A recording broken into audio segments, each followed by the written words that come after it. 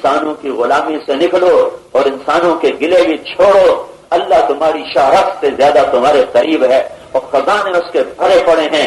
جب مانگو گے دروازے کھولیں گے. ہاں یہ ہے مانگنا سیکھ، مانگنا سیکھ. من ذا الذی سألنی فلم أعطه. میرا اللہ کہتا ہے کون یہ دعویٰ کرتا ہے میں نے اللہ سے مانگا اور اللہ نے مجھے دیا نہیں. بکواس کرتا ہے، اس نے مانگنے کا طریقہ ہی نہیں سیکھا ہے. مانگو تو صحیح. من ذا الذی قرع علی بابی فلم افتح له. یہ کون کہتا ہے میں اللہ کے دروازے پر گیا تھا، میں نے بڑی گھنٹیاں بجائیں تو دروازہ ہی کوئی نہیں کھولا. اس کا دروازہ بند ہی کوئی نہیں تو کھلنے کا کیا مطلب؟ دروازے ہی کھلے ہوئے ہیں، دن میں بھی رات میں بھی. بلکہ رات کو بعض خصوصی دروازے کھلتے ہیں جو خاص بندوں کے لیے ہوتے ہیں، جو راتوں کو اٹھ کے اللہ کو پکارتے ہیں. اللہ ان کے لیے خاص دروازے کھولتا ہے. اس کا دروازہ سب کے لیے کھلا ہوا ہے. تو میرے بھائیوں بہنوں، اس وقت اللہ ہماری طلب نہیں ہے، ضرورتوں کی غلام. ایک عورت صبح اٹھتی ہے نا تو اس کو فکر ناشتہ بنانا ہے، بچوں کو اسکول بھیجنا ہے اور ناشتہ تیار کرنا ہے، اور خامن نے یا دفتر جانا ہے یا اس نے دکان پہ جانا ہے تو اس کو یہ فکر چڑھی ہوتی ہے کہ مجھے ناشتہ تیار کرنا ہے.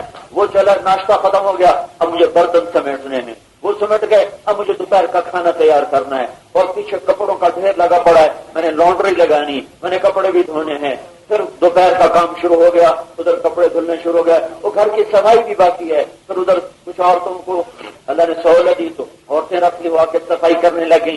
کچھ کو یہ سہولت نہیں تو وہ خود شروع ہو گئی. پھر اس میں کرتے کرتے کرتے دوپہر آ گئی. پھر وہ کھانے بچے اسکول سے آ گئے، کسی کو کوئی لینے جا رہی، کسی نے کوئی رکشا لگایا، اب ان کا کھانا شروع ہو گیا. اب دکان پہ کھانا بھیجنا ہے، اب میرا دفتر سے خریدار ہے، اب اس کو کھانا تیار کر کے دینا ہے. پھر اثر اس میں ہو گئی. پھر اثر کے بعد اب قہوہ پینا ہے، اب چائے بنانی ہے. پھر اس میں شام ہو گئی. پھر شام کو ٹیلی ویژن شروع ہو گیا. پھر سارا گھر ڈراموں پہ بیٹھ گیا. پھر اس میں رات بیت گئی. صبح سے لے کر شام تک نہ کسی مرد کو خیال آیا نہ کسی عورت کو خیال آیا. کچھ وقت تو اللہ کے ساتھ بھی بیٹھ جاؤں. تو اللہ کا مطالبہ ہے فَإِذَا فَرَغْتَ فَانصَبْ. ہوئے ہوئے ہوئے وَإِلَىٰ رَبِّكَ فَارْغَب. اللہ اور اس کے رسول میں کتنا گہرا تعلق ہے، اتنا عالی شان تعلق ہے کہ دنیا میں اور کسی کو حاصل ہی نہیں ہے. اس کے بعد بھی اللہ کہتا ہے میرے نبی کچھ وقت میرے لیے ایسا فارغ کر کہ صرف تو اور میں ہوں اور تیسرا نہ ہو. یہاں تک کہ پھر اس وقت تیرے اندر تبلیغ کا فکر بھی نہیں ہونا چاہیے، اوروں کو ہدایت کا فکر بھی اب نکال دے. فراغ ہوتا فراغ ہوتا جب تو فارغ ہو جائے. فارغ کسے کہتے ہیں؟ کہ میں گلاس یوں کر رہا ہوں، اس کو میں یہاں تک لے آؤں، اب اس میں کچھ شے باقی رہے گی. گلاس کو یوں الٹا دینا، جگ کو، گلاس کو، گھڑے کو، مٹکے کو، مشکیزے کو جب آپ یوں کر دو گے الٹا تو سارا پانی اس میں سے نکل جائے گا. اب یہ گلاس خالی ہو گیا. فراغ ہوتا فراغ ہوتا فراغ. کیا میرے حبیب میرے پاس آنے کی شرط ہے کہ تیرا دل اتنا فارغ ہو جائے کہ تبلیغ کا فکر بھی نکل جائے. کوئی کسی قوم، ملک، علاقے کا فکر نہ کر، حضرت تو اور میں بس. جب تم میرے پاس ہوتے ہو گویا کوئی دوسرا نہیں. غالب نے کہا تھا مومن سے میرا سارا دیوان لے لے، یہ شعر میرے نام کر دے. یہ مومن کا شعر ہے. تو غالب کہا کرتا میرا سارا دیوان مومن خان اپنے نام کر لے اور یہ ایک شعر میرے نام کر دے. تو یہ اللہ کا مطالبہ ہے اپنے بندے اور بندی سے کہ کچھ وقت میرے لیے فارغ کرنا، جذرت تو اور میں اور کوئی نہ ہو. تیرا میرا راز و نیاز کا ایک حصہ ہے. خامن تیری حاجت، تو خامن کی حاجت. یہ تعلق جو ہے یہ ضرورت کا ہے، حاجت کا تعلق ہے. اولاد تمہاری ضرورت، تم اولاد کی ضرورت. یہ تعلق حاجت کا ہے، ضرورت کا ہے. دونوں طرف محتاج کی ہے، محتاج کی ہے. جہاں ضرورتیں ٹکرائیں گی وہاں میاں اور بیوی میں لڑائی، وہاں ماں باپ اور اولاد میں لڑائی، وہاں بھائی اور بھائی میں لڑائی. تو وہ محبت کہاں چلی گئی؟ تم تو کہتے تھے تیرے بغیر زندہ نہیں رہ سکوں گا، تو وہ محبت کہاں چلی گئی؟ ارے وہ ضرورت کی محبت تھی. وہ ایسے بےہودہ الفاظ تھے.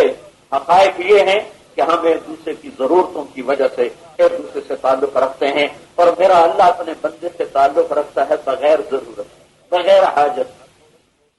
سبحان اللہ. کیا کہنا کہ فَإِذَا فَرَغْتَ فَانصَبْ وَإِلَىٰ رَبِّكَ فَارْغَب. آیا کر، دوڑ کے آیا کر، دوڑ کے تلے کی دوڑ لگایا کر. تو اور میں ہوں، اب تیرا میرا آپس میں مکالمہ چل رہا ہو. اس لیے کہا اب یہ کام دن میں تو ہو نہیں سکتا، دن میں تیرے کام بہت ہیں، ان لک فی النہار سبحا طویلا، دن میں تجھے لمبے کام کرنے پڑتے ہیں، تو اب کیا کر، قم اللیل الا قلیلا نصفہ او انقص منہ قلیلا او زد علیہ ورتل القرآن ترتیلا انا سنلقی علیک قولا ثقیلا ان ناشئۃ اللیل ہی اشد وطئا واقوم قیلا۔ ہاں یہ ہے رات کی بات، کہ رات کی بات جو دن بڑی مزدار ہوتی ہے، لہذا تو ایسا کر دن میں اپنے کام کو کیا کر، اور رات میرے لیے کچھ وقت چلو کچھ سو بھی کیا کر، سویا بھی کر۔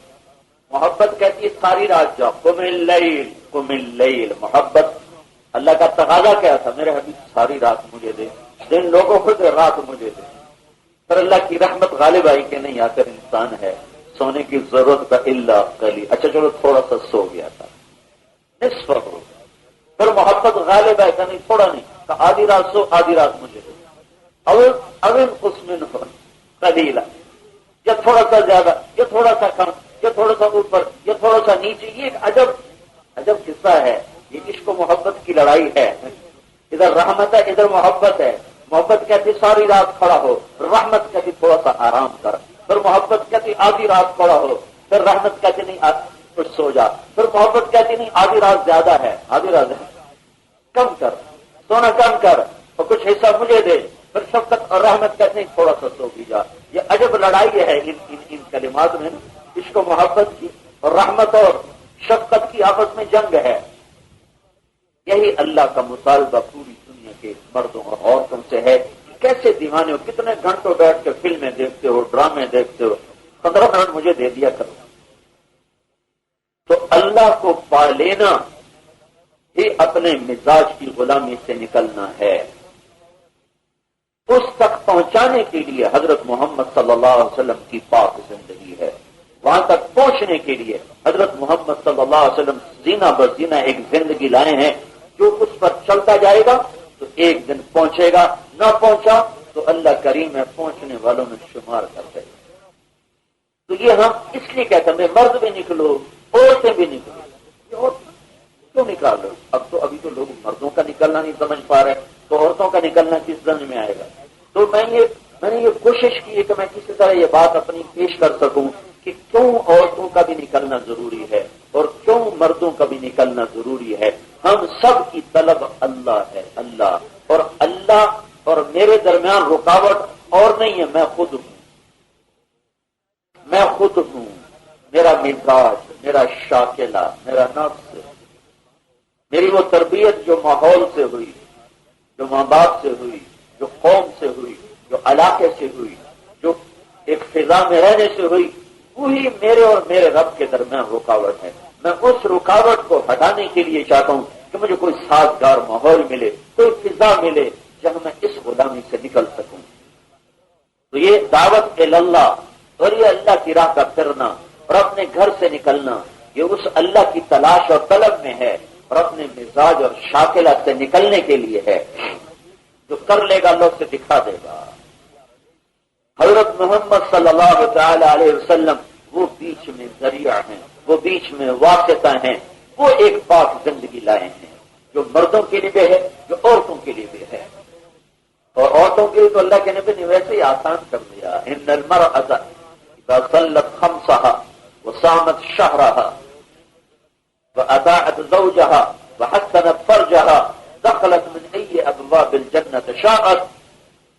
تو عورت کے لیے تو مسئلہ ہی آسان ہے، اگر 5 وقت نماز پڑھے، رمضان کے روزے رکھے، اپنی عزت کی حفاظت کرے، اپنے خامن کی اطاعت کرے، اس کے لیے جنت کے 8 دروازے کھل جائیں گے، جہاں سے چاہے داخل ہو جائے، جس دروازے سے چاہے داخل ہو جائے۔ اللہ کا محبوب ایک پاکیزہ زندگی دے گیا ہے جس سے ہم اللہ کے قریب ہو سکتے ہیں۔ یا ابا سفیان جئتکم بکرامت الدنیا والآخرہ، ابو سفیان میں تمہارے پاس دنیا اور آخرت کی عزت لایا ہوں، میں تمہارے پاس دنیا اور آخرت کا راستہ لے کر آیا ہوں۔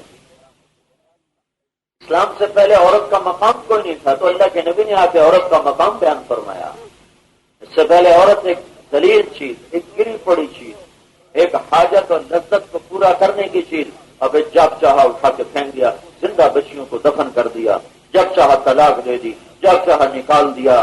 عجب ظلم و ستم تھا. اللہ کے محبوب نے آ کر عورت کو ہر روپ میں عزت مقام دیا. عرب بیٹی کا پیدا ہونا برا سمجھتے.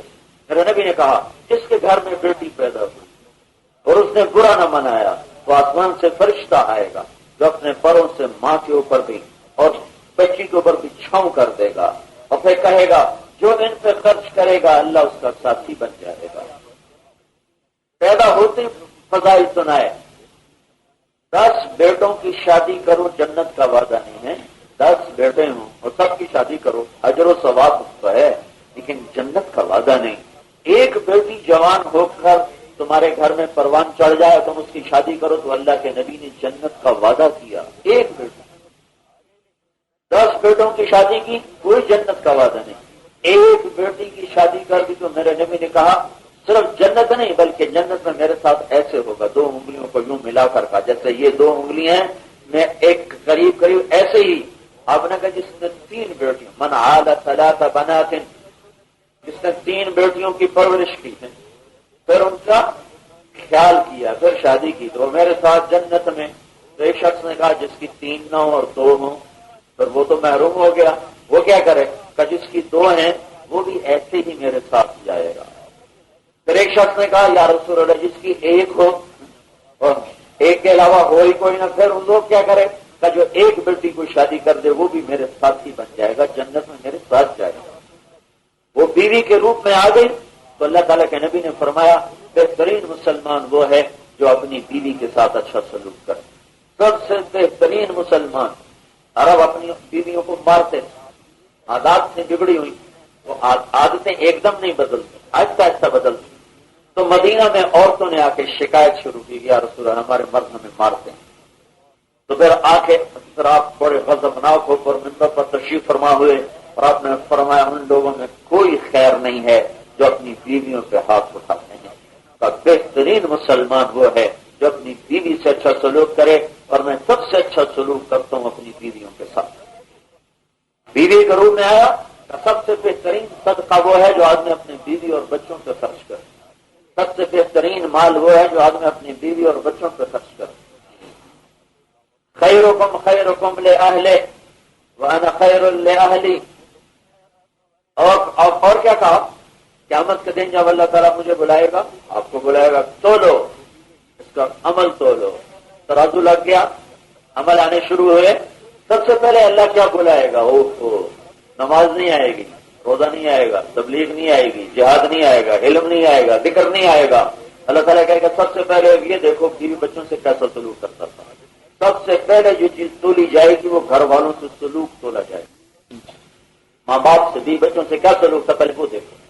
سب سے پہلے اس سے تولا جائے گا. اس میں بہت زیادہ گھر برباد ہیں بہت زیادہ گھر برباد ہیں.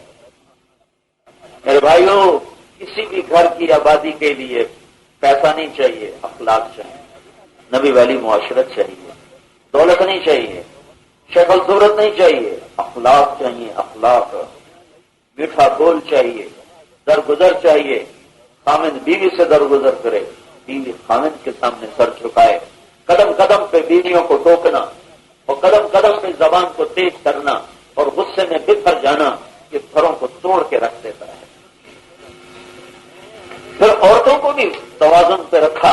ایک عورت نے پوچھا یا رسول اللہ میرے خامند کا میرے اوپر کیا حق ہے. تو آپ نے کہا تیرے خامند کے جسم پہ زخم ہو اور زخموں میں پیپ پڑ جائے تو زبان سے چاٹ کے صاف کرے تو بھی تو نے خامند کا حق ادا نہیں کیا ہے. یہ برابر کیا ہے. ایک پاک زندگی دی ہے. یہ معاشرت کا جو دین ہے یہ بھی جنت کا ذریعہ ہے. صرف نماز نہیں صرف روزہ نہیں صرف تبلیغ نہیں صرف علم نہیں صرف جہاد نہیں صرف ذکر نہیں صرف تلاوت نہیں صرف حج اور عمرہ نہیں. ہماری بس ہمارے پاس جو دین ہے نا صرف عبادت والا دین ہے. عبادت والا اخلاق والا دین ختم ہو چکا ہے. تبلیغ میں کچھ سنایا جاتا تھا انہوں نے بھی کہنا چھوڑ دیا ہے. اخلاق والا دین کوئی نہیں ہے جس سے گھر آباد ہو جس سے نسل آباد ہو. سن رہے ہو شیطان اپنی کچہری لگاتا ہے روزانہ کچہری. اس کو شام کو ساری کارگزاری لیتا ہے، جماعتوں کی کارگزاری لیتا ہے شام کو ساری دنیا کے شیطان اکٹھے ہوتے ہیں، سمندر کے اوپر محفل لگتی ہے، پھر بڑا شیطان پوچھتا ہاں بھائی سناؤ کیا کر کے آئے ہو؟ ایک کہتا میں نے قتل کروایا۔ کفر کے بعد سب سے بڑا جرم قتل ناحق ہے۔ کفر کے بعد سب سے بڑا جرم قتل ناحق، ماں باپ کی نافرمانی اور جھوٹی گواہی، یہ بڑے بڑے کبیرہ گناہوں میں ہیں، بڑے بڑے کبیرہ گناہوں میں۔ الا انبئکم باکبر الکبائر، بڑے بڑے کبیرہ گناہ ہیں، اللہ کی ذات کے ساتھ شریک ٹھہرانا۔ اس کے بعد سب سے بڑا جرم ہے ناحق قتل کرنا اور ماں باپ کی نافرمانی کرنا اور جھوٹی گواہی دینا اور جھوٹا بولنا۔ وہ کہتا جی میں نے قتل کروایا، تو شیطان ایسے ٹھنڈا سر ہلا۔ اور میں نے شرک کروایا، شراب پلائی، زنا کروایا، چوری کروائی، ڈاکہ ڈلوایا، یہ سارے آپ کارگزاری آ رہی، ویسے ٹھیک ہے سر ہلا سر۔ ایک لنگڑا کوڑا بھیڑا شیطان کھڑا ہوتا ہے، وہ کہتا ہے حضور میں نے میاں بیوی کو لڑایا، تو وہ یوں اچھل کے کہتا ہے شاباش تو کام کر کے آیا ہے۔ میاں بیوی کو لڑایا، نہ وہ کفر پہ خوش ہوا، نہ شرک پہ خوش ہوا، نہ زنا شراب جوئے قتل ڈاکے پہ خوش ہوا، کس پہ اچھلا؟ میاں بیوی کو لڑا دیا۔ کیوں کہ اس سے ہزاروں نہیں، لاکھوں نہیں، کروڑوں برائیاں جنم لیں، نسلیں برباد ہو جائیں گی، نسلیں۔ اس مزاج کو لگام دینا یہ سیکھنا پڑتا ہے، یہ نہیں سیکھا ہوا۔ یہ اللہ کے محبوب کی پاک زندگی ہے جس سے کوئی بھی گھر آباد ہوگا۔ پڑھو سیکھو تو تب جا کر دیکھو نا، ایک گاڑی چلانا سیکھنا پڑتا ہے۔ دنیا کی سب سے قیمتی گاڑی یہ وجود ہے، یہ جسم، سر سے لے کر پاؤں تک یہ اللہ کے رسول کی غلامی میں چلے بھی، ڈھلے بھی، اٹھے بھی، بیٹھے بھی، بولے بھی، یہ سب کچھ بڑا اوکھا کام ہے۔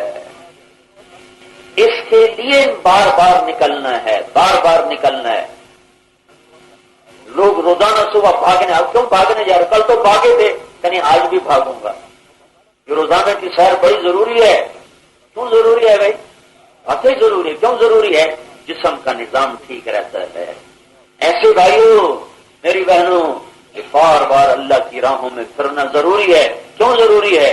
روح کا نظام ٹھیک رہتا ہے، ورنہ طے بطے ایسی میل چڑھ جاتی ہے۔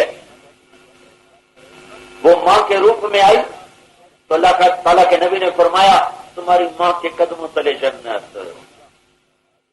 یا رسول اللہ سب سے زیادہ میری خدمت کا کون حقدار ہے؟ کہ تیری ماں، کا پھر کہ تیری ماں، کا پھر کہ تیری ماں، کا پھر کہ تیرا باپ۔ چوتھے دفعہ جا کر کہا تیرا باپ، 3 دفعہ ماں ماں ماں، چوتھی دفعہ کہا تیرا باپ۔ ابو ہریرہ رضی اللہ تعالیٰ عنہ آئے، وہ کہنے لگے اماں میں جہاد میں جا رہا ہوں، اللہ کے نبی نے ترغیب دی ہے۔ کہا میں بوڑھی مجھے چھوڑ کے کہاں جاؤ گے؟ کہا نہیں میں جا رہا ہوں۔ تو انہوں نے ان کو اپنے دودھ کا واسطہ دیا کہ تجھے میں نے دودھ نہیں پلایا، میں تمہیں اس کا واسطہ دیتی ہوں، نہ جا۔ کہا نہیں میں نے جانا ہے، اور ہتھیار سجانے شروع کر دیے۔ تو ان کی ماں نے نا اللہ کے نبی کو پیغام بھیجا کہ یا رسول اللہ ابو ہریرہ جہاد پہ جا رہا ہے، میں اکیلی ہوں، اس نے میری مانی نہیں، میں نے اس کو اپنے دودھ کا واسطہ دیا پھر بھی نہیں مانا۔ تو ابو ہریرہ ہتھیار سجا کے مسجد میں، تو آپ نے منہ پھیر دیا کہ میری نظروں سے دور ہو جا، تیری ماں تجھے دودھ کا واسطہ دے تو پھر بھی نہ مانے، اس کے بعد کون سا جہاد کرنا چاہے؟ نکل جا، دور ہو جا میری نظروں سے۔ کون سے زمانے کا جہاد تھا؟ میرے نبی کے دور کا جہاد۔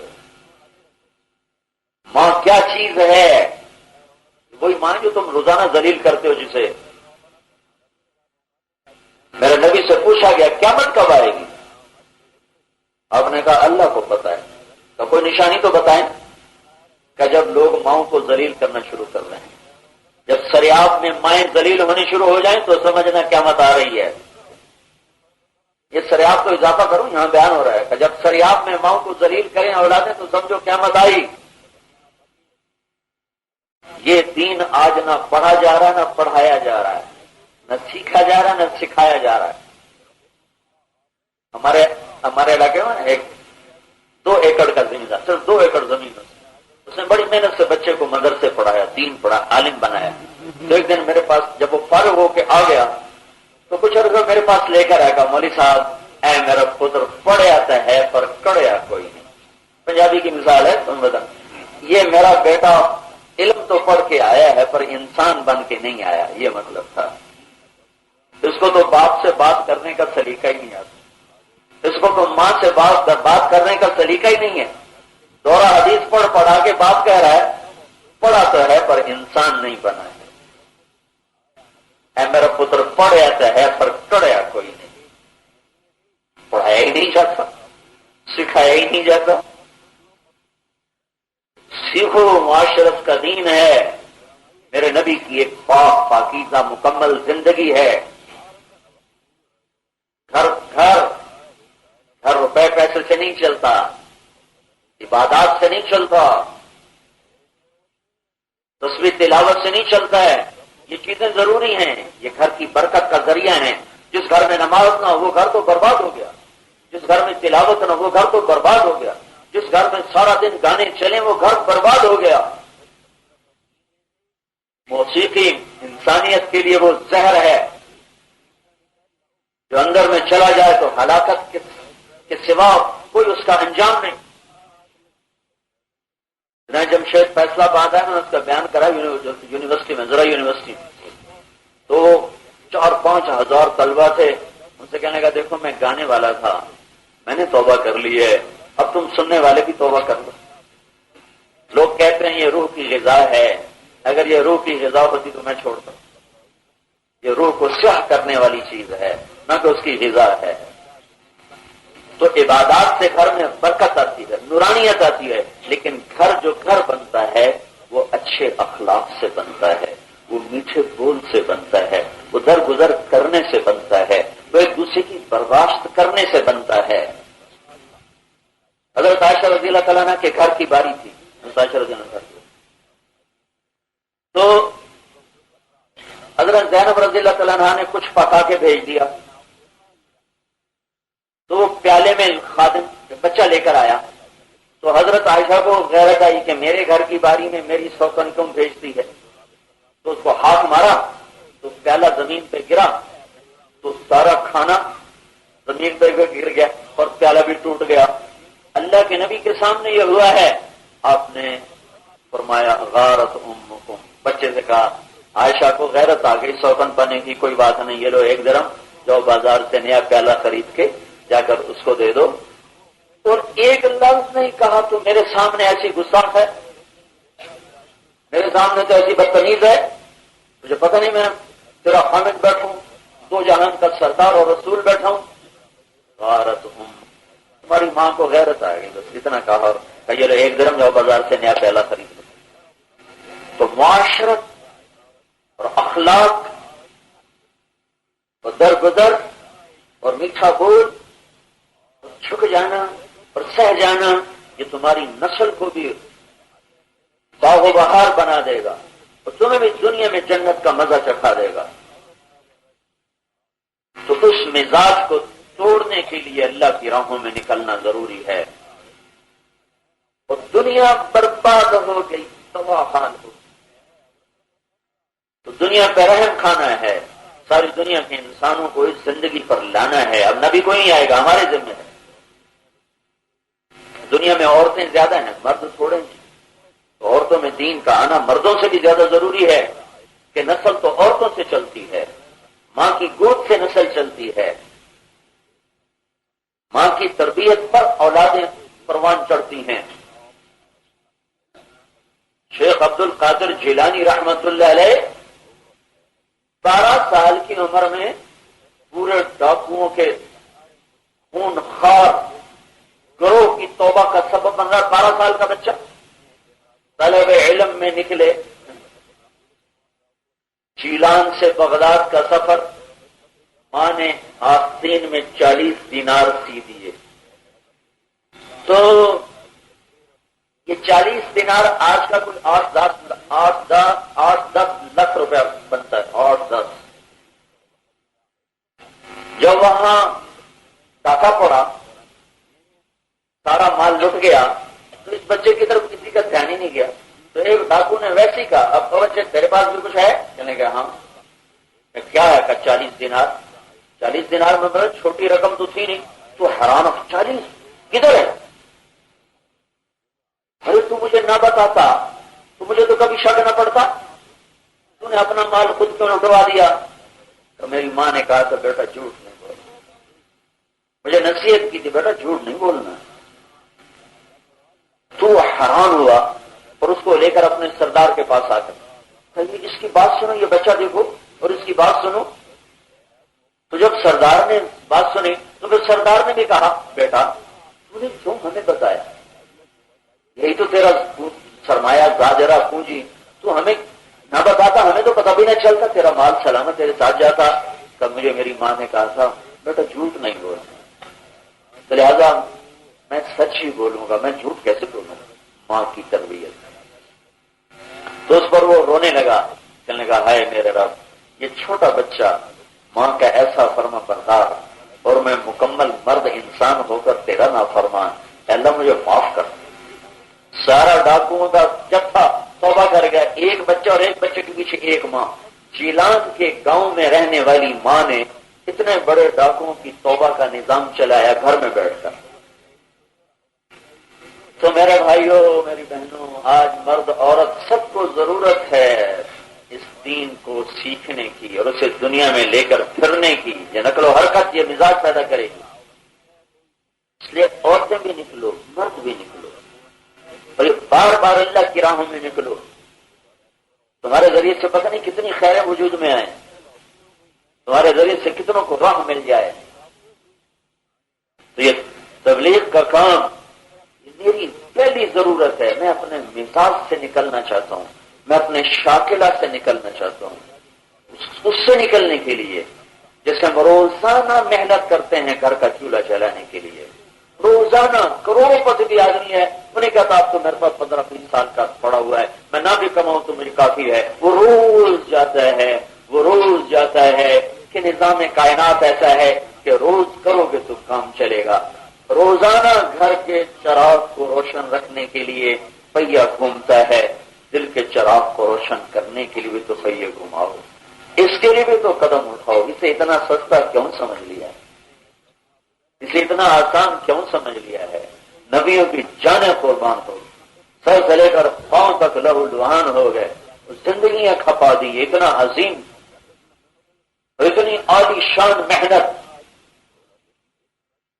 تو بھائیو اللہ اس کے رسول کو اپنی منزل بناؤ گے تو تمہاری لڑائیاں ختم، تمہارے گلے ختم، تمہارے شکوے ختم، تمہاری دشمنیاں ختم، تمہاری نفرتیں ختم، تمہاری عداوتیں ختم، تمہارے بغض ختم. اگر اللہ کو پانا اپنی طلب نہ بنایا تو پھر یہ بھول بھلائیوں میں گم ہو کے کروڑوں انسان ختم ہو گئے، ہم بھی ختم ہو جائیں. اللہ میرا اللہ مل جائے، میں نے اللہ کو پا لیا، میں نے سب کچھ پا لیا. امام غزالی رحمت اللہ علیہ نے اس وقت مدرسہ نظامیہ کو ٹھوکر ماری جب اس کا جو صدر مدرس ہوتا تھا اس کا رتبہ اس دور کے بادشاہ سے بھی بڑا ہوتا تھا. اور صرف 27 سال کی عمر، 24 سال کی عمر میں یہ مرتبہ لیا اور 4 سال کے بعد چھوڑ دیا. 24 سال میں بننے والا پہلا انسان تھا. 500 سال وہ مدرسہ قائم رہا. اس 500 سال میں ایک فرد واحد ہے جس نے اتنی چھوٹی عمر میں منصب لیا، اور 4 سال بعد چھوڑنے والا بھی فرد واحد ہے. اس 500 سال میں سینکڑوں صدر مدرس آئے، تم کسی کا نام نہیں جانتے ہو. میں امام غزالی کہوں تو تمہارا ان پڑھ بھی کہ ہاں جی امام غزالی نام سنا ہوا ہے. 10 سال ٹھوکریں کھائیں، 10 سال خاک چھانی. ایک دن کسی نے پوچھا حضرت کیا پایا، اتنا کچھ چھوڑا، علم چھوڑا، مدرسہ چھوڑا، مسنت چھوڑی، عزت چھوڑی، کچھ ملا بھی دے کہ نہیں دھکے کھا کھاؤں میں ٹپا چڈی. تو کہنے لگے میں تمہیں بتاؤں مجھے کیا ملا ہے. ترکت ہوا لیلا وسعدا بمعزل وعدت الى مسحوب اول منزلی فنادت بي الاشواق مهلا فهذه منازل من تهوى رويدك فانزلي کہا میں نے لیلا بھی چھوڑی، میں نے سعدا بھی چھوڑی. یہ عشق مجازی میں دو نام عربی میں چلتے ہیں، تین نام، ایک بوتینا، ایک سعدا، ایک لیلا. یہ تین نام عربی زبان میں چلتے ہیں. تو وہ اس کی تعبیر میں فرمایا کہ میں نے لیلا کی راہیں چھوڑ دی، میں نے سعدا کی راہیں چھوڑ دی. یعنی میں نے دنیا کی طلب چھوڑی اور میں دنیا بنانے والے کی طلب میں نکل پڑا کہ میرا معبود کی طرف عدت الی مصحوب اول منزل. میں پہلے محبوب کی تلاش میں نکلا.